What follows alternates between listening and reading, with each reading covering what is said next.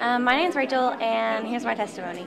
I came to know, well, I thought I came to know Christ when I was 7, but I only did it because my friend was doing it, and I thought it was what I was supposed to do, and it's what they talked about at church. And so I told them, sure, I'll accept Christ.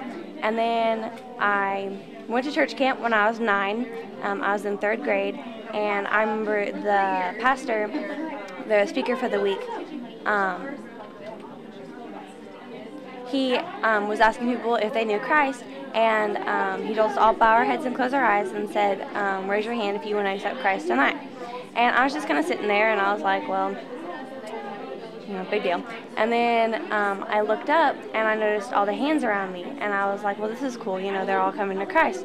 And then he said, okay, those of you that truly want to accept Christ tonight, follow these adults into a different room, and they'll talk to you about it. And so I watched all these kids, they get up, and they walked out, and they were, crying, and it was just really emotional, and I was like, wow, this is a really big deal for them.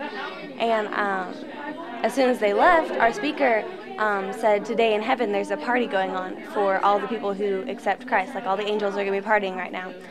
And I was thinking about it, and being 9, I thought that was really cool.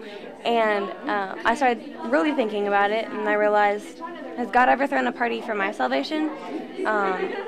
And I realized the answer was no. And so that night, right before we left, I knew the prayer by heart. And I stopped by a podium and I prayed it, and ever since then I've been saved. And although I've gone through times of doubt, I know that God's with me, and nothing can take that from me, and my life has been drastically changed since then.